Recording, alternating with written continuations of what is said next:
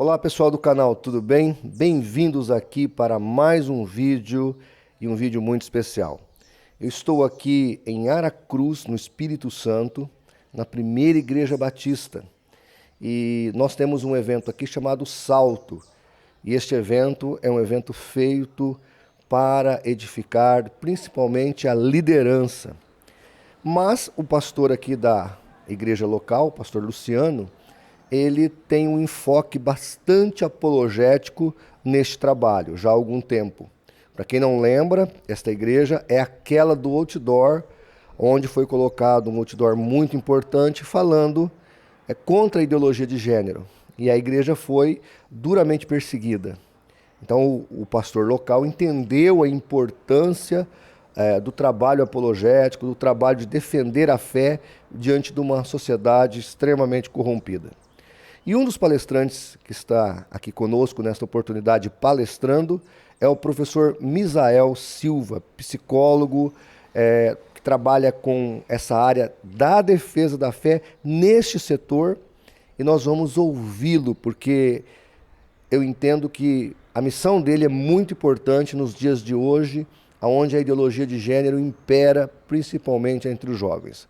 Professor Misael, tudo bem? Bem-vindo ao canal do CACP e fale para nós aí do seu trabalho, da sua missão e do seu ministério. Ok.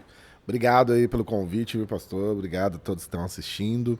É um prazer, inclusive uma honra aqui conhecer o pastor João, né, com uma formação tão densa, tão apropriada para os nossos dias de hoje, que precisamos estar prontos, né, para responder a qualquer um que exigir a razão da fé que é em nós, né? Então, hoje eu trabalho com a psicologia desde 2010, que foi quando eu formei. Já comecei na clínica, trabalhando, atendendo todos os casos relacionados à psicologia, ansiedade, depressão, questões relacionadas à síndrome do pânico, toque, né, o transtorno obsessivo compulsivo. E desde então eu venho trabalhando dentro da área da psicologia, e aí comecei a me envolver com o trabalho apoio a mulheres com gravidez indesejada. Depois do apoio a mulheres com gravidez indesejada, eu comecei a fazer um trabalho também com pessoas com HIV/AIDS em trajetória de rua. E desse trabalho, eu fui convidado para poder participar de um orfanato. A princípio, me apresentaram assim, né? Um orfanato. Eu só lembrava de Chiquititas, essas coisas assim.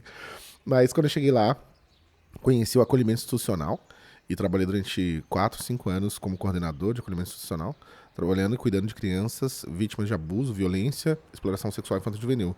Então, meninas de 12, 17 anos e 11 meses. Meninos também, enfim. Então, trabalhei com essas questões. E foi aí que eu conheci também o pastor Washington de Sá, o Ministério Infância Protegida. E desde então comecei a fazer parte do Infância Protegida. Comecei a fazer conferências falando sobre a importância da defesa, da garantia de direitos de crianças e adolescentes, questões relacionadas ao abuso, como identificar abuso, como identificar transtorno da sexualidade. E aí entramos nessa seara da pornografia e o cérebro, e foi aí que a gente teve também a oportunidade de falar sobre os transtornos da sexualidade para adultos também, né? Então, estamos nessa caminhada. Você falou, inclusive, recentemente lá no Congresso Nacional, eu assisti a sua palestra, eu até coloquei aqui no canal, para o espectador que está nos assistindo, você que não assistiu, eu vou deixar aqui no final desta entrevista, vá lá, assista todos os 40 minutos que ele fala aos senadores, muito importante o que ele falou. E ali você colocou da pornografia e do abuso que existe da pornografia, inclusive de estupros que são gravados ao vivo e transmitido. O que você tem para falar um pouquinho sobre isso para os nossos espectadores?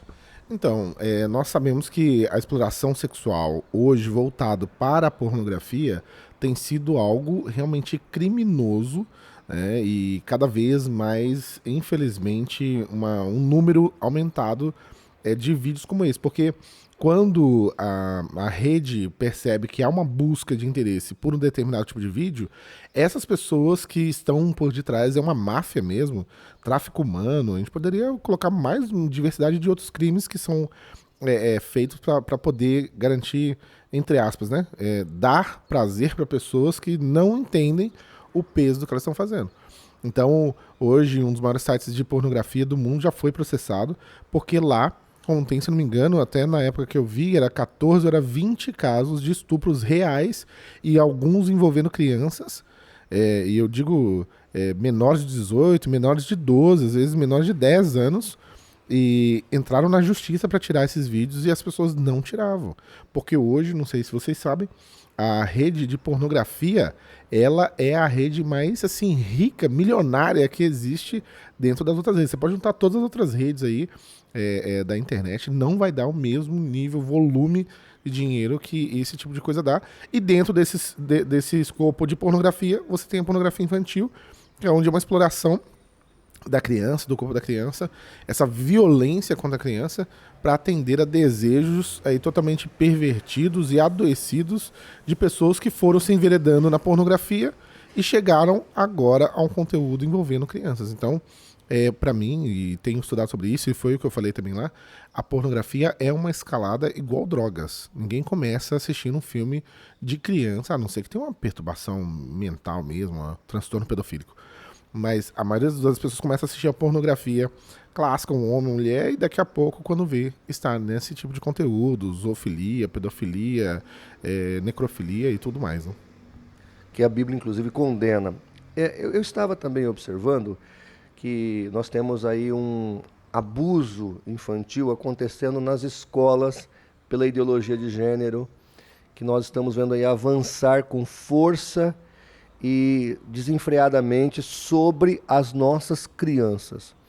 Recentemente, uma Universidade de São Paulo, ou o Hospital de São Paulo, se não me engano, uma criança de 4 anos foi colocada no programa de transformação, troca de sexo.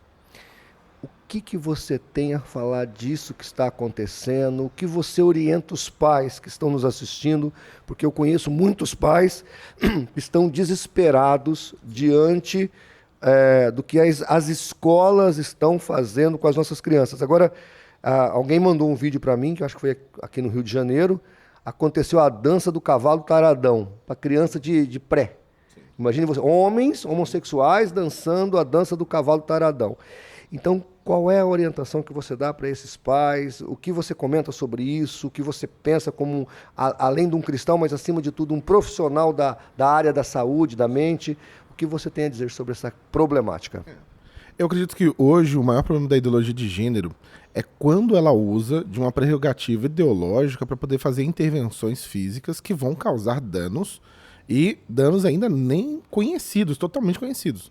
Embora você já tenha o colégio pediátrico americano, né, que se distanciou ali não sei se é instituto que eles falam, Instituto Americano de Pediatria, e criou-se realmente um debate porque estavam querendo usar, né, de uma ideia científica ou pseudocientífica de que uma criança poderia nascer num corpo errado. Porém, isso aí já é muito conhecido, é raríssimo. Nós temos aí uma proporção mesmo, em termos de população mínima desse tipo de caso, que inclusive persevera, é menor ainda. Então, o transtorno em si é chamado de disforia de gênero, hoje conhecido como disforia de gênero, antes era conhecido como transtorno de sexualidade, né? Depois foi transtorno de identidade sexual. E agora, por fim, transtorno de identidade de gênero, e agora disforia de gênero, que disforia é um sentimento interno de incompatibilidade entre o que a pessoa pensa de si, da sua autoimagem, e o que ela sente, né? Então, na verdade, o seu corpo biológico.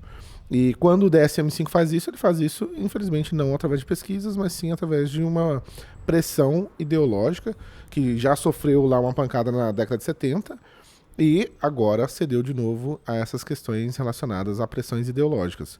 Contudo, como eu dizia, a ideia de intervir sobre o corpo de crianças, não sabendo qual vai ser o dano, e já vendo danos muito palpáveis, como nódulos, aumento da pressão arterial, problemas relacionados a AVC, transtornos mentais, depressão, ansiedade, aumento da tentativa de suicídio, além de câncer. Em crianças.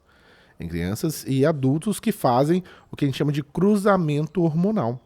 Então, cruzamento hormonal, você dá hormônio masculino para uma mulher ou uma menina e vice-versa, um hormônio feminino para um menino, nós estamos fazendo com que o corpo entre num conflito. Ele vai se sobrecarregar e isso vai gerar doenças tanto físicas quanto mentais, psicológicas. Então, o maior problema hoje que a gente luta não é contra pessoas ou desejos, pelo contrário, é contra uma ideologia que quer agora manipular crianças para um experimento social, que já foi feito lá com o John Money. Se vocês estudarem, pegar o caso do Dr. John Money com os irmãos Heimer, você vai ver que foi o desastre. Bom, eu estava ouvindo você comentar aqui no evento, né? Você dizendo o seguinte, que uma criança que, abre aspas, nasce com tendências homossexuais, na verdade o problema dela é hormonal. Então, quando nós temos aí na literatura a doutora Annie Moyer, ela chega na década de 90 na televisão inglesa e ela fala assim, eu descobri o porquê da homossexualidade. Ela fala isso, você pode ir lá, tem inclusive no YouTube ela falando sobre isso, e ela lança um livro chamado Brain Sex, né? Então como se fosse o cérebro sexual, ou a sexualidade no cérebro, né? E ela propõe assim, de cada 10 casos hoje do que chamamos de disforia de gênero, 9 são meninos. 9 eram meninos. E o que seria propriamente dito isso? A partir dos 2, 3 anos de idade, a criança começa a mostrar uma característica que não é comum, não é típica para o seu sexo biológico. Então o menino começa a mostrar gostos femininos, que alguns podem começar a discutir, falar que é uma questão cultural ou não, embora já tem experimentos com macacos rezos, por exemplo, colocam tanto de brinquedo lá para macacos de 3 meses, 4 meses, e aí eles disponibilizam brinquedos típicos masculinos e típicos femininos. E aí os meninos, os machos, a maioria pega a espada e carrinho, e as fêmeas pegam bonequinhas e ursinhos. Filhotes. E aí eles veem a mesma coisa na natureza. Então os machos pegam um gravetinho, enfiam um no outro e saem correndo, né? Então espeta o outro e sai correndo. E as fêmeas pegam os gravetinhos e embalam como criancinhas. Isso é um caso bastante conhecido. E já tem várias pesquisas sobre isso, principalmente nos primatas. Então, ou seja, essas características e gostos não são todas intervenções da cultura. A cultura não molda a preferência, a cultura molda como vai se manifestar o masculino e o feminino. Entendeu? Então, a cultura não cria um masculino e um feminino. A cultura cria a maneira de manifestar o masculino e o feminino. Entendeu? E aí, uma vez que nós então entendemos isso, percebemos isso, nós vimos que várias questões da ideologia de gênero, várias questões agora começaram a afirmar que as pessoas nascem assim. E aí, quando você vê essa perspectiva da Annie Moyer falando que isso acontecia mais com meninos do que com meninas, ela foi atrás do porquê. Por que isso acontece? Para cada 10 casos, 9 são meninos. E ela mesma fala, gente, está escrito no livro dela, só você ir lá ver e tal, pesquisar. Ela não é cristã. Ela não é cristã, não tem nada de cristão. Pelo contrário, ela queria que as pessoas agora deixassem em paz os homossexuais, porque ela entendia que daí veio a homossexualidade.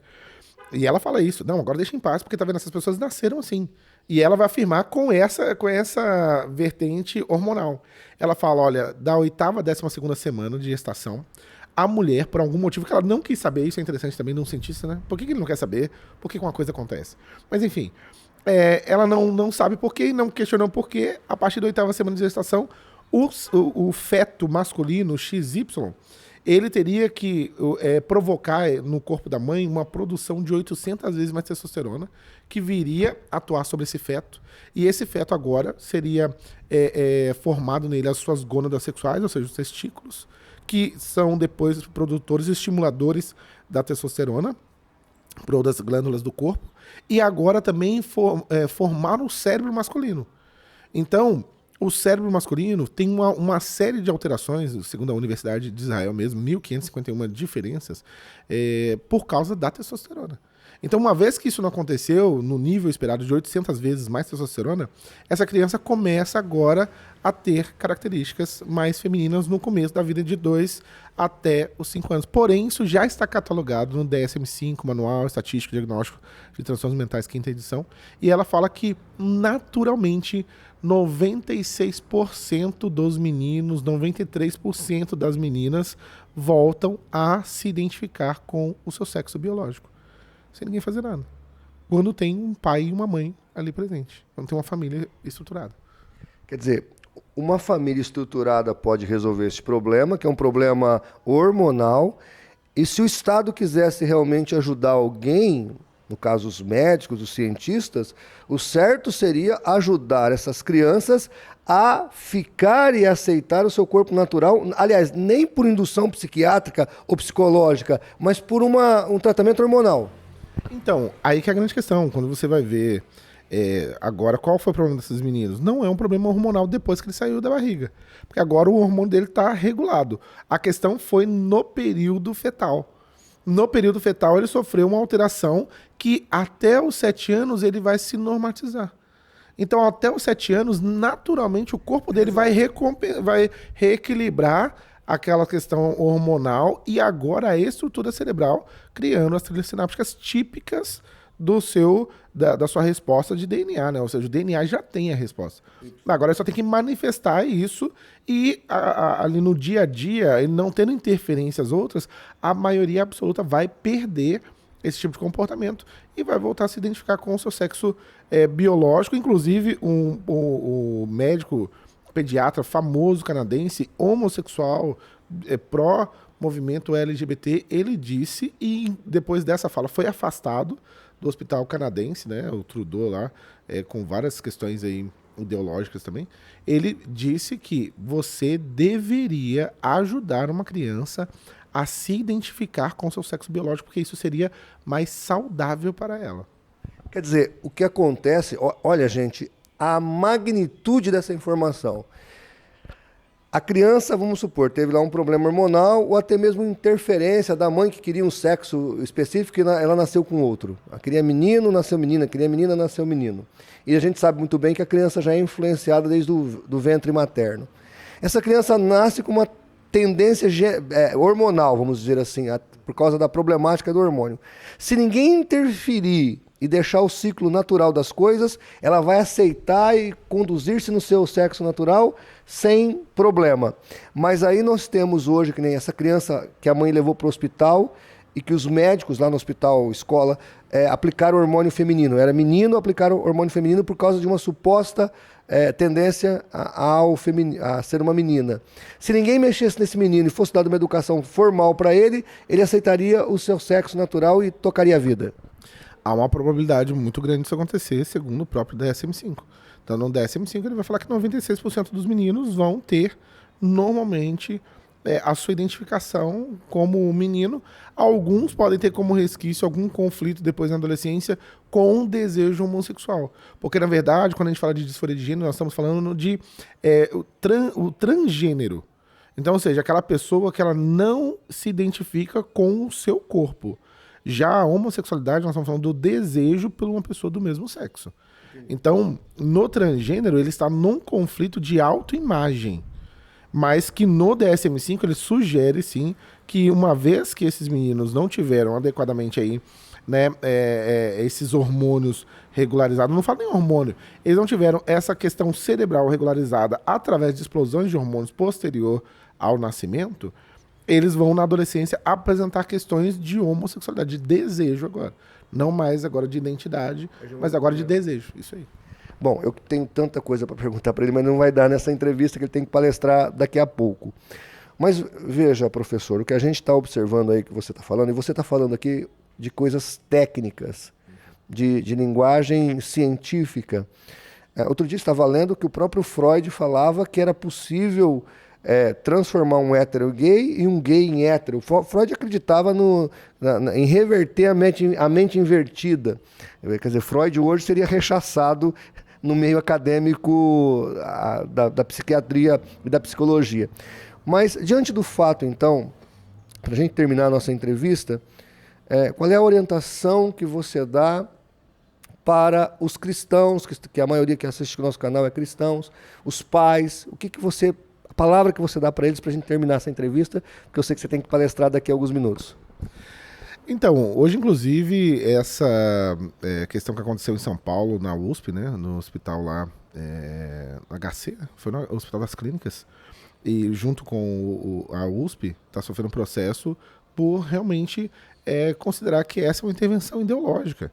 Nós não estamos discutindo aqui se as pessoas podem ou não fazer. As pessoas podem fazer o que elas quiserem, desde que elas tenham a capacidade da tomada de decisão e elas não sejam uma cobaia de experimento para algo ideológico. Então, se um adulto quiser fazer isso e ele tiver dinheiro para ele fazer uma alteração no seu corpo porque ele não se sente bem, aí é uma questão dele, questão do adulto. E nós não estamos em nenhum momento interferindo em qualquer coisa desse tipo. Nós estamos falando de crianças que, sabidamente, estão correndo risco com um tipo de atuação como essa e há um silêncio. Há um silêncio, inclusive, da própria ciência para falar e mostrar que, olha, isso não é algo saudável para a criança, e isso está sendo um abuso infantil, que foi o que o Colégio Americano de Pediatria chegou à conclusão. Isso é um abuso infantil, isso é você trazer uma perspectiva equivocada para os pais, de que há uma possibilidade disso acontecer, porque cientificamente não tem nada que comprove isso. Não tem nada que mostre isso com uma pessoa, a não ser, tá vendo, um aspecto psicológico. O menino mostra interesse por coisas femininas e vice-versa. Mas esse é um aspecto psicológico que é altamente hoje, então, já estudado. The New Atlantis vai falar sobre isso, sexo e gênero. Você tem aí o Nascido Gay, né, do professor John, eu esqueço sempre o sobrenome dele. Você tem vários outros pesquisas que mostram que há o fator hormonal, fora outros fatores já conhecidos, o fator do irmão mais velho, enfim, causam alguns transtornos, e a gente está aí querendo mostrar o cuidado com a criança. E mostrar para os pais que tem outros recursos, existem outras formas, e é necessário conhecer mais sobre esse assunto e não ir pela ideologia, e sim pela ciência. Então, não tem como uma pessoa nascer no corpo errado. O que pode acontecer no máximo é um fator gonodal, que não foi bem desenvolvido e que pode gerar algum transtorno, como você tem o XY feminino, raríssimo, raríssimo, raríssimo, e o XX masculino, que é também provocado por, agora sim, anulação total dos hormônios esperados para aquele sexo. Então, exemplo, a menina recebeu 800 vezes uma testosterona e aí ela se tornou um XX masculino. Entendeu? Isso seria aí a famosa androgenia, ou até mesmo, se a gente pensar, não seria o caso explícito, mas seria a questão como é que chama, gente, quando a pessoa não... O hermafroditismo, entendeu? Que aí, fazendo um exame de cariótipo, você sabe qual que é o DNA, se é XX ou XY, entendeu? Que já aconteceu um caso raro nos Estados Unidos. Mas fora isso, são anomalias, assim, muito, muito, muito raras, 1 em 1 milhão, literalmente, não estou exagerando, 1 em 1 milhão, e olhe lá, hein? Tá bom? Então é isso, procurem a verdade aí, procurem o melhor para a criança, para o adolescente, porque essa é a nossa defesa. Criança e adolescente precisam ser defendidos de experimentos. Né? Professor, muito obrigado, que Deus abençoe você. Sua saudação final aos nossos espectadores aqui do canal. Muito obrigado, espero que vocês aí realmente venham se interessar por esse tema. Eu acredito que isso tem tudo a ver com a apologética. Hoje precisamos ter um conhecimento vasto sobre vários assuntos para que a gente possa, inclusive, gerar o bem-estar de criança e adolescente e a proteção de criança e adolescente. Ah, sim. Então, gente, se você quiser conhecer um pouco mais, precisa alimentar mais o canal lá, mas você entra lá, Misael com Z Silva PSI, PSI de psicólogo, ok? YouTube, né? Isso aí, no YouTube. Tá bom, gente? Vai lá no canal dele, se inscreva. Esse irmão aqui é uma bênção. Muito obrigado, Misael. Eu sei que você tem que palestrar agora. Muito obrigado você que nos assistiu até aqui. Um grande abraço e Deus te abençoe.